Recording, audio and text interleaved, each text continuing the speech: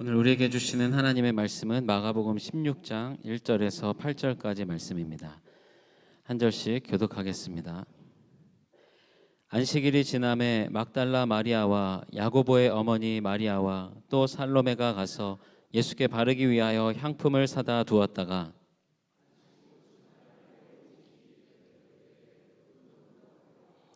서로 말하되 누가 우리를 위하여 무덤 문에서 돌을 굴려 주리요 하더니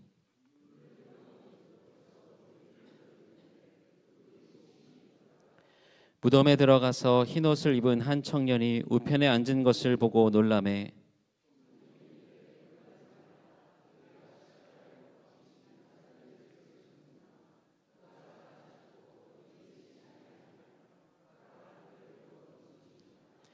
가서 그의 제자들과 베드로에게 이르기를 예수께서 너희보다 먼저 갈릴리로 가시나니 전에 너희에게 말씀하신 대로 너희가 거기서 배우리라 하라 하는지라. 여자들이 몹시 놀라 떨며 나와 무덤에서 도망하고 무서워하여 아무에게 아무 말도 하지 못하더라. 아멘. 이 시간에 갈릴리로 가야 합니다 하는 제목으로 마가복음 16장의 말씀을 함께 나눕니다. 이런 이야기를 들었어요. 어떤 가정에서 주일 저녁이 돼서 이제 하루를 마감하고 이제 한 주를 시작하면서 가족들이 잠자리에 들면서 돌아가면서 기도를 한 겁니다. 아빠가 기도하고 엄마가 기도하고 그 다음에 이제 자녀가 기도를 하는데 교회 학교에 다니는 저학년 자녀가 기도를 하는데 이렇게 기도를 했대요. 하나님, 오늘 예배당에서 너무너무 재미있게 해주셔서 감사합니다. 그런데 하나님도 거기 같이 계셨으면 참 좋을 뻔했어요. 이렇게 기도했대요. 짧은 이야기지만 제가 이 이야기를 들으면서 그런 생각이 들었어요. 여러분, 우리도요 늘 예배당에 나와서 예배 드리지 않습니까? 또 우리가 부활절 뿐만 아니라 추수감사절, 성탄절, 여러 절기를 우리가 지내고 있습니다. 그런데 가만히 보면 그 절기의 주인이신 예수님을 놓칠 때가 많은 것 같아요. 그 예배의 주인이신 하나님을 망각하면서 예배 드릴 때가 종종 있는 것 같습니다. 여러분, 그렇다고 한다면 그 절기는, 그 예배는 참된 절기요, 참된 예배라고 할 수가 없겠죠. 여러분, 우리가 사순절 40일 이렇게 보냈고 고난주간, 특세, 또 그 다음에 부활주일 예배 은혜롭게 드렸습니다. 혹시 여러분의 마음 가운데 이제 40일 다 지났다, 이제 특세도 끝났다, 이제 부활주일도 은혜 가운데 예배 드렸고 나가가지고 달걀도 다 나눠줬으니까 이제 다 끝났다, 후련하다, 이런 마음 갖고 계신 분 없으시죠? 가끔 목사는요 그런 마음 들 때가 있습니다. 그런데 여러분, 우리가 꼭 기억해야 될 것이 있어요. 오늘이 절기로 따지면 어떤 절기입니까? 부활절 두 번째 주일인 거예요. 계속 우리는 부활절 이후에 부활의 절기를 우리가 보내고 있습니다. 그 다음은 어떤 절기죠? 성령 강림. 그렇죠? 성령 강림절. 지금 여전히 우리는요 부활의 주님을 늘 마음속에 떠올리고 이 부활절의 절기를 지내면서 늘 언제나 부활하신 주님이 오늘도 나와 함께 계심을, 오늘 이 자리에 우리와 함께 계심을, 우리의 삶의 그 자리에 늘 언제나 함께 계심을 결코 잊어서는 안 됩니다. 망각해서는 안 됩니다. 오늘 이 자리의 주인공은 부활하신 주님인 줄로 믿습니다. 그래서 초대교회 교인들은 이 예배 처소, 예배당에서 만날 때마다 어떻게 인사를 했냐면 이렇게 인사했어요. 목회자가 그리스도께서 부활하셨습니다 이렇게 이야기하면 성도들이 네, 참으로 부활하셨습니다 이렇게 인사를 나눴대요. 저희도 한번 해볼까요? 네, 그리스도께서 부활하셨습니다. 그리스도께서 부활하셨습니다. 아멘. 여러분, 성도들끼리도 만날 때마다 서로의 인사가 이거였어요. 만나면 누군가가 그리스도께서 부활하셨습니다. 그러면 화답하는 거죠. 네, 참으로 부활하셨습니다. 여러분, 초대교회 교인들이 이렇게 인사할 수 있었던 이유는 뭐예요? 그들은 정말로 예수님의 부활을 온전히 믿었기 때문에 그래요. 온전히 믿었기 때문에 그들은요, 삶의 자리에서 매 순간순간 예수님의 부활을 이렇게 고백하고 서로 확증하면서 인사를 나눴다는 그런 이야기예요. 그들에게는 분명한 부활 신앙이 있었다는 그런 말씀입니다. 우리가 잘 알듯이 그들이요, 모진 박해 가운데서도 살아남고 로마의 국교가 될 때까지 그들의 삶의 모습은요, 일반 세상 사람들의 모습과는 굉장히 다른 모습이었어요. 당시에도 코로나 팬데믹과 같은 그런 어떤 역병 같은 것들이 많이 일어났어요. 그러면 사람들은요, 굉장히 두려워하지 않습니까? 그래서 세상 사람들은 그 당시에 막 그런 역병이 돌아가지고 사람들이 병 걸리고 죽으면요, 어떤 모습을, 어떤 태도를 가졌냐면, 가족이든 누구든 병 걸린 사람 있으면요, 내쫓는 거예요. 내쫓습니다. 그리고 가장 가까운 사람들로부터 가족을 버리고 도망치는 것이 일상이었어요. 병자가 죽기 전에도 내다 버립니다. 그리고 그 사체도요, 어디 묻는 것도 아니고 그냥 방치시키는 일도 서슴지 않았어요. 이게 세상 사람들의 모습이었어요. 그런데 그와 같은 아비규환 속에서 초대교회 교인들, 믿는 자들의 모습과 태도는요, 전혀 달랐습니다. 초대교회 교인들은 그와 같은 상황 속에서도 몸을 사리지 않고 아픈 사람들 돌봐주는 거예요. 전염병이니까 돌보다가 자기가 그 전염병에 감염될 수도 있잖아요. 그러면요, 기꺼이 그것을 감수하고서라도 아픈 사람을 먼저 치료하는 일에 최선을 다하다가 목숨을 잃는 그런 초대교인들이 그때 엄청나게 많았다는 거예요. 자, 세상 사람들이 그런 성도들의 모습을 보면서 이런 생각을 갖는 거예요. 아니, 어떻게 저들은 저렇게 행할 수 있을까? 아니, 저들이 저렇게 살아갈 수 있는 그 힘은, 그 용기는 도대체 어디에서부터 오는 것일까? 여러분, 어디서 왔을까요? 그들의 이와 같은 다른 모습과 다른 태도, 이런 용기와 담대함, 이런 희생과 이런 헌신의 모습이 어디에서 왔느냐? 앞서도 이야기했지만 그들은요, 예수 그리스도의 부활을 믿는 부활 신앙이 있었다는 겁니다. 그 부활 신앙이 있었기 때문에 죽음도 두려워하지 않고 죽음도 불사하면서 헌신하는 거예요.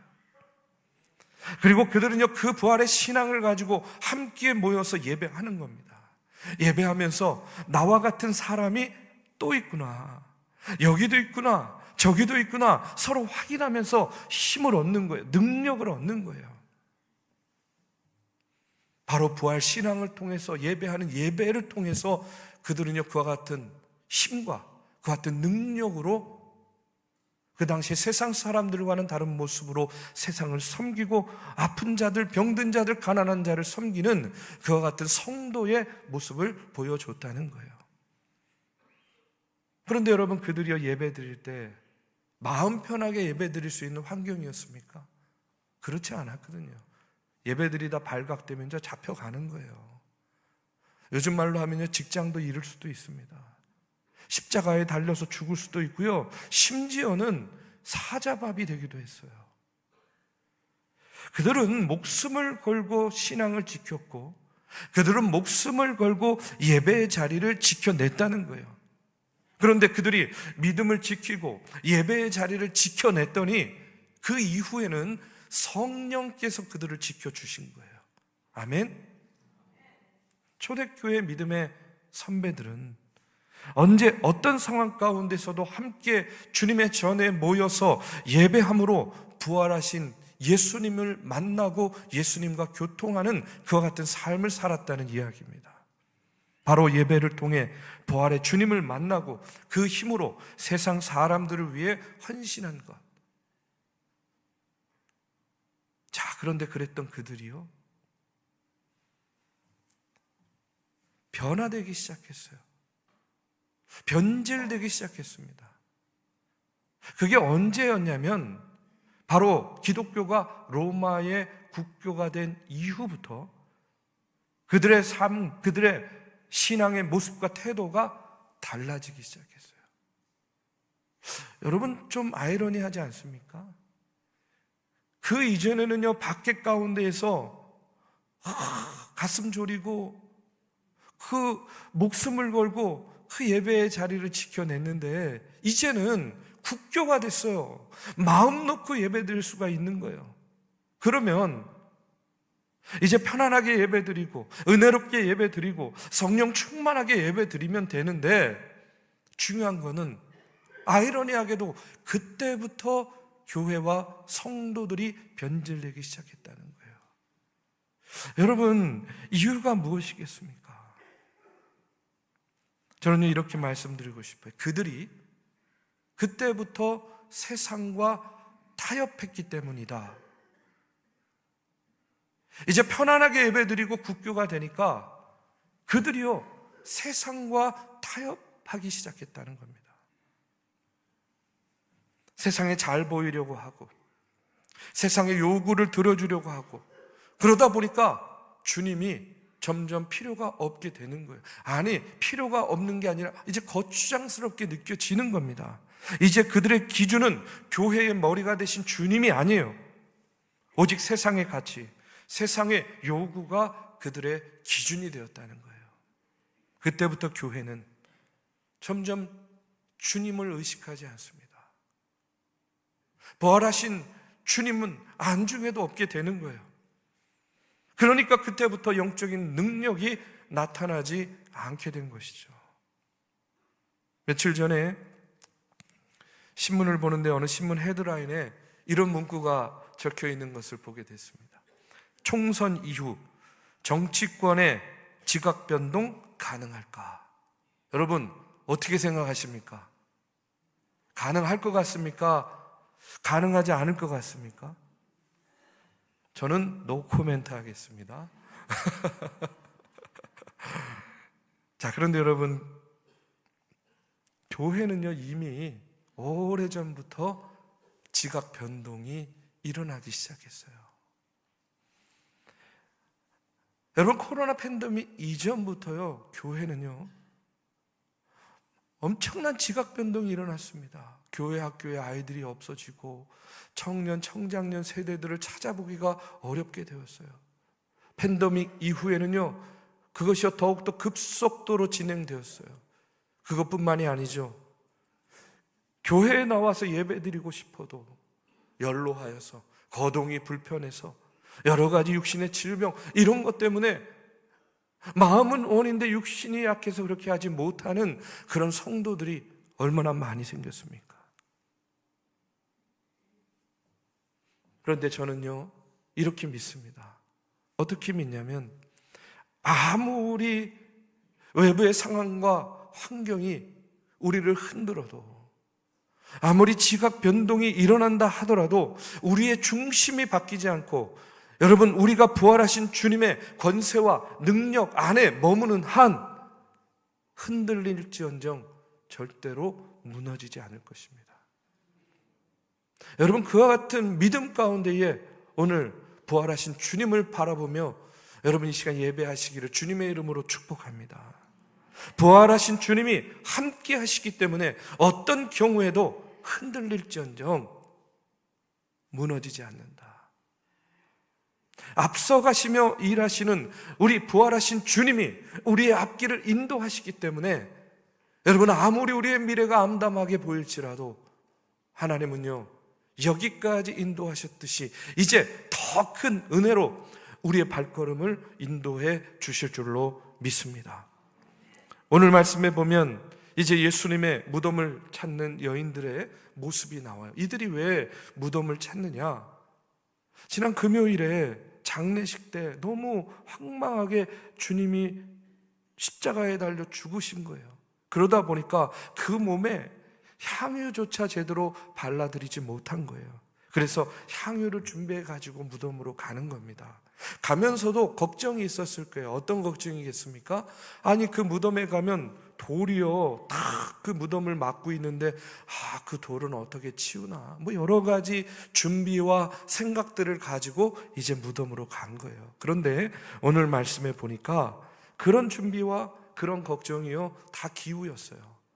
자, 여러분 5절 말씀에 보니까 무덤에 들어가서 흰옷 입은 한 청년이 우편에 앉은 것을 보고 놀랐다, 이렇게 나와요. 흰옷 입은 청년은 누구를 의미하냐면 천사를 의미합니다. 천사들이 이미 그 돌문, 그 무덤의 문을 열어놓고 있는 거예요. 그리고 이렇게 말합니다. 그가 살아나셨고 여기 계시지 아니하니라. 보라, 그를 두었던 곳이니라. 이게 무슨 말이에요? 천사가 돌을 치워놨어요. 그러니까 이제 힘쓸 일도 없어진 거예요. 주님이 부활하셨다는 거예요. 바로 여기를 보라는 겁니다. 그를 두었던 곳, 그가 누웠던 곳인데 지금 부활하셔서 그 자리에 없다는 거예요. 그러니까 뭐도 필요 없게 됐어요? 준비해 간 향유도 필요 없게 된 거예요. 여러분, 하나님이 다 하셨어요. 우리 주님께서 먼저 다 이렇게 준비해 두신 겁니다. 저는요, 오늘 말씀을 이렇게 묵상하면서 오늘 이 이야기뿐만 아니라 성경 곳곳을 보면 우리 주님께서, 하나님께서 우리보다 앞서 가시면서 준비하시고 행하시는 그런 놀라운 역사들을 우리가 보게 돼요. 여러분, 출애굽기 13장 21절의 말씀에 보면 이런 말씀이 나옵니다. 여호와께서 그들 앞에서 가시며 낮에는 구름 기둥으로 그들의 길을 인도하시고 밤에는 불 기둥을 그들에게 비추사 낮이나 밤이나 진행하게 하셨다. 지금 광야에 있는 이스라엘 백성들을 하나님께서 어떻게 하신 거예요? 구름 기둥과 불 기둥으로 인도하시는데 뒤에서? 아니죠. 앞서 가시면서 인도하고 계셨다는 겁니다. 바로 눈앞에서 구름 기둥과 불 기둥을 보여주시면서 한 걸음 한 걸음 그들의 걸음을 인도해 주고 계시는 거예요. 우리가 잘 아는 창세기 22장에 보면 하나님의 명령에 따라서 아브라함이 아들 이삭을 바치는 그런 말씀이 나오잖아요. 이제 하나님의 명령에 따라서 아들을 데리고 모리아 산으로 갑니다. 3일 길을 가는 거예요. 아브라함에게 있어서 그 3일 길은요 아마 3년 아니 30년보다도 더 길게 느껴지는 그런 길이었을 거예요. 이제 하나님의 말씀에 순종해서 그 산에 올라서 제단을 쌓고 그곳에 아들 이삭, 어떤 아들입니까? 100세 때 얻은 아들 아닙니까? 그 아들을 놓고 이제 그를 제물로 바치기 위해서 칼로 내려치려는 순간 어떤 음성이 들립니까? 아브라함아, 아브라함아 하면서 하나님께서 아브라함의 행동을 멈추게 하세요. 알고 보니까 하나님께서는요 이렇게 순종하는 아브라함을 위해서 이미 이삭 대신 바칠 어린 양을 준비해 놓고 계셨던 거예요. 그래서 아브라함은 이렇게 나보다 먼저 이와 같이 준비해 주신 하나님에 대해서 뭐라고 고백을 합니까? 여호와 이레의 하나님이다. 여호와 이레의 하나님, 앞서가시며 인도하시는 하나님, 나보다 먼저 준비해 주신 그 하나님, 여호와 이레의 하나님을 그는요 경배하고 있는 것을 보게 돼요. 저는요 여호와 이레의 하나님께서 우리를 구원하시기 위해서 예수님의 부활도 이렇게 준비해 놓으셨다고 믿습니다.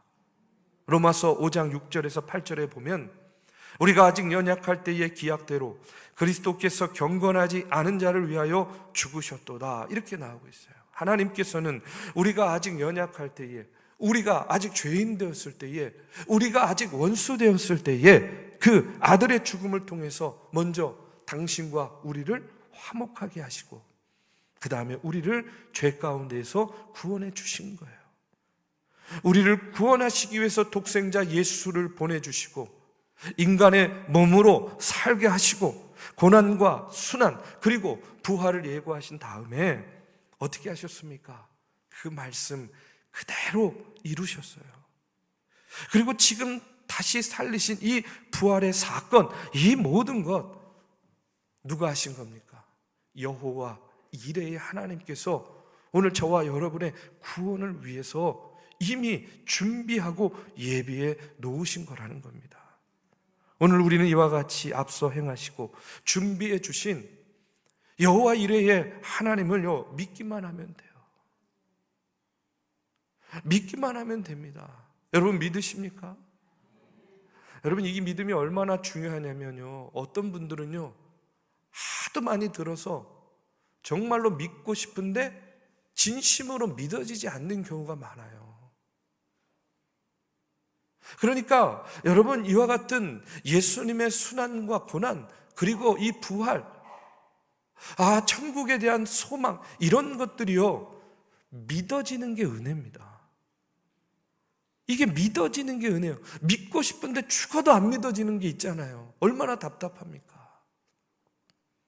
여러분은요 이미 부활하신 주님이 함께 하시면서 여러분에게 어떤 은혜를 주신 거냐면 믿어지는 은혜를 주신 거예요.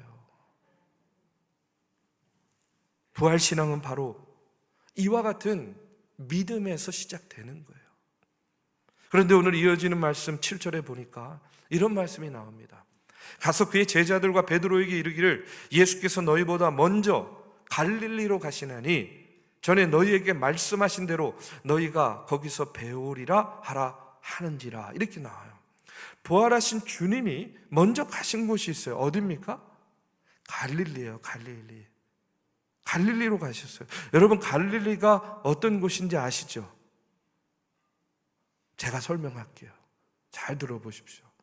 갈릴리는요 예수님께서 처음으로 사역을 시작하신 곳이 갈릴리예요. 갈릴리에서 예수님은요 베드로와 제자들을 부르셨어요. 갈릴리에서 예수님은요 천국에 대한 말씀, 그 복음을 증거하셨어요. 갈릴리에서 예수님은요 수많은 이적과 기적을 행하셨어요.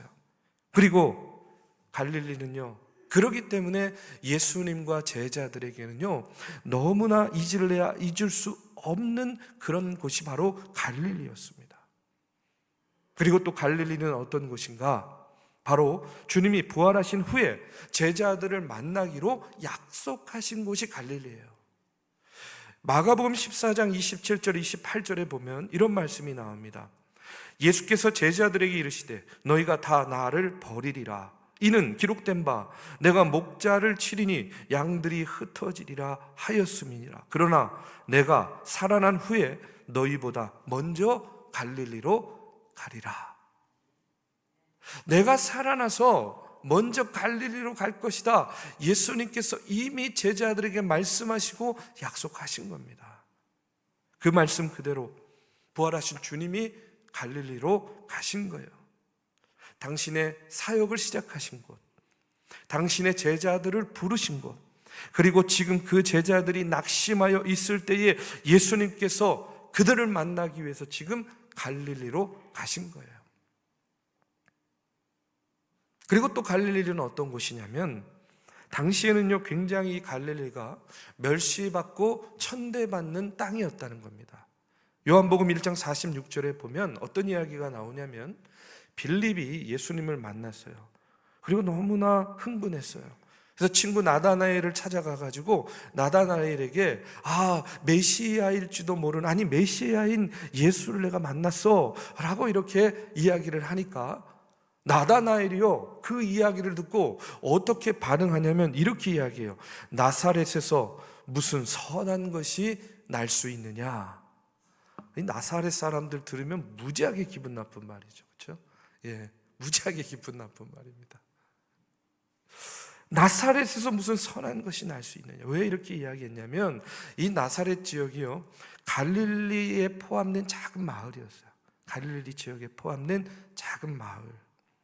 그런데 이 나사렛에서 무슨 선한 것이 날 수 있느냐 하는 이 말 자체가 그 당시에 사람들이 갈릴리 지역, 갈릴리 사람들을 어떻게 인식했는지를 알 수가 있는 것이죠. 그래서 갈릴리 사람들조차도 자신들이 갈릴리 출신이라는 것을요 창피하게 생각했어요. 할 수만 있으면 그 멸시의 땅 갈릴리를 벗어나고 싶었어요. 그런데 보십시오. 부활하신 주님이 어디로 가셨습니까? 갈릴리로 가신 거예요. 당시에 사람들이 피하고 싶고 외면하고 싶고 벗어나고 싶었던 그곳 갈릴리, 그리고 지금 주님을 배반한 제자들이 부활을 믿지 못하고 주저앉아 있는 갈릴리, 예수님께서는 부활하신 후에 이렇게 당신을 배반하고 부활의 말씀을 믿지 못하고 무력감에 젖어 있는 제자들을 만나기 위해서 어디로 가셨습니까? 갈릴리로 가신 거예요. 왜 그렇습니까? 먼저는요, 예수님에게 제자들은 너무나 중요한 존재들이었어요. 그런데 그 중요한 당신의 자녀들이, 제자들이 지금 당신을 배반하고 이제 낙심하고 절망하고 그 무력감에 빠져 있는 그들을 부르셨어요. 다시 그곳에 찾아가서 그들을 만나주시고 불러주시면서 어떻게 한 거예요? 그들의 마음을 회복시켜 주는 겁니다. 네가 나를 사랑하느냐? 네가 나를 사랑하느냐? 그들의 그 상처받은 마음, 그 주저앉은 마음, 그 마음을 부활하신 주님이 다시 그 갈릴리로 찾아가셔서 처음 그들을 부르신 곳에서 그들을 만나 주시면서 다시 회복시켜 주시는 겁니다. 그리고 그들에게 새로운 소명을 주시는 거예요. 저는요, 오늘 이 말씀을 준비하면서 부활하신 주님이 다시 찾아가신 갈릴리는 오늘 우리가 사는 삶의 현장과 같다 하는 그런 깨달음을 얻게 됩니다. 여러분, 오늘 우리의 주변을 한번 이렇게 돌아보시고 살펴보십시오. 우리 삶의 주변 곳곳에는요, 멸시받고 천대받는 이들이 있어요, 여전히. 그리고 꼭 부활하신 주님을 만나야 되는 그런 사람들이 있습니다. 세상에 어떤 것도 위로할 수 없고 그들을 다시 일으켜 세울 수 없을 만큼 주저앉고 낙심하고 상처받고 찢기고, 부활하신 주님이 찾아가서 그들을 만나줘야만 되는 그와 같은 이들이 머물고 있는 그 갈릴리가 있어요. 오늘 우리는 어떻습니까? 어떨 때는요, 가정이 싫어질 때가 있어요. 어떨 때는요, 직장이 싫어질 때가 있어요. 어떨 때는요, 사람이 싫어질 때가 있습니다. 그러니까 어디론가 도망가고 싶어요. 피하고 싶고 외면하고 싶을 때가 있습니다. 예수 믿는다고 하지만 눈에 보이는 것들의 일이 일비하면서 주님과는 전혀 상관없는 삶을 사는 내 삶의 자리, 여러분, 그곳이 갈릴리 아니겠습니까? 그런데 주님께서 지금 그곳을 찾아가시는 거예요. 여러분, 우리가 주의 전에 나와 예배하는 우리의 모습도 한번 돌아보시기 바랍니다. 우리가 어린 시절부터 성전에 나와 예배하고 또 교회에서 여러 직분도 맡았지만 어느 순간부터 습관적인 자리가 됐어요. 형식적인 예배에 길들여졌어요. 우리가 하나님을 만나야 되는데 사람들과만 만나고 사람의 일만 계획하고 사람 냄새만 나는 그런 교회가 어느 순간에 되어버리지는 않았는가? 만약에 그렇다면 여러분, 그것이 바로 갈릴리 아니겠습니까? 그런데 부활하신 주님이 바로 내 삶의 갈릴리로 찾아오신 거예요. 그곳에서 우리를 기다리고 계십니다. 소망을 버리지 아니하시고 우리를 치유하시고 회복시켜 주시기 위해서 오늘 내가 먼저 갈릴리로 가리라, 그리고 그 갈릴리에서 오늘 우리를 기다리고 계시다는 거예요. 여러분, 그렇기 때문에 오늘 우리도 그 부활하신 주님을 만나기 위해서 어디로 가야 되겠습니까? 갈릴리로 가야 될 줄로 믿습니다. 우리의 삶의 자리, 그 갈릴리에서 부활하신 주님을 만날 때에 여러분, 세상에서는 얻을 수 없는 그런 참된 위로와 평안을 얻을 수 있으리라고 믿어요. 병고침의 역사도 일어나고 영적으로도 건강해지고 우리가 간절히 소망하고 기도하는 그 같은 기도의 제목들도 응답받는 그 응답의 역사가 나타날 줄로 믿습니다. 그리고 무엇보다도 그 갈릴리에서 부활하신 주님은요, 무엇을 했냐면, 여러분 마태복음 28장 19절에서 20절에 보니까 이렇게 나와요. 그러므로 너희는 가서 모든 민족을 제자 삼아 아버지와 아들과 성령의 이름으로 세례를 베풀고 내가 너희에게 분부한 모든 것을 가르쳐 지키게 하라. 볼지어다 내가 세상 끝날까지 너희와 항상 함께 있으리라. 지금요, 예수님의 죽음을 바라보고 목표도 상실하고 삶의 의미도 상실하고 이제 그 이전의 일상으로 돌아가서 내가 무엇을 해야 되나, 내가 어떻게 살아야 되나, 그 어떤 무력감에 빠져 있는 제자들에게 부활하신 주님은 새로운 소명을 주시는 거예요. 새로운 사명을 지금 주고 계시는 겁니다. 그게 뭡니까? 세상 땅끝까지 가서 나의 증인된 삶을 살라는 겁니다. 바로 선교의 사명을 주는 거예요. 복음 전파의 사명을 주고 있는 겁니다. 여러분, 이 땅에 있는 어떤 사람도 하나님의 구원의 계획에서 제외된 사람은요, 단 한 명도 없다 하는 것을 꼭 기억하시기 바랍니다. 그렇기 때문에 여러분, 갈릴리에서 주님을 만나고 먼저는 주저앉고 낙심한 우리가 세움을 받고 일어나고 그 힘과 능력을 가지고 그 초대교회 성도들이 세상 가운데에서 그들과는 전혀 다른 모습으로 온몸으로 크리스찬의 향기를 내어 바라며 예수 그리스도의 부활에 증인된 것처럼 오늘 우리도 우리의 삶의 자리, 저 갈릴리로 가서 여러분 부활하신 주님으로부터 받은 영혼 구원의 소명을 가지고요, 예수 그리스도의 복음을 전하고 증거하는 일에 저와 여러분, 우리 중앙교회가 더욱더 크게 쓰임받는 그런 놀라운 역사를 이루어내는 저와 여러분이 되기를 이 시간 주님의 이름으로 축복합니다. 앞서 가신 예수님께서 우리의 길잡이가 되셔서 우리의 삶을 인도해 주실 것을 믿으며 주님 계신 그곳 갈릴리에서 주님을 만나서 소망 가운데 우리의 사명 감당하는 우리 중앙의 성도님들 되시기를 주님의 이름으로 축복합니다.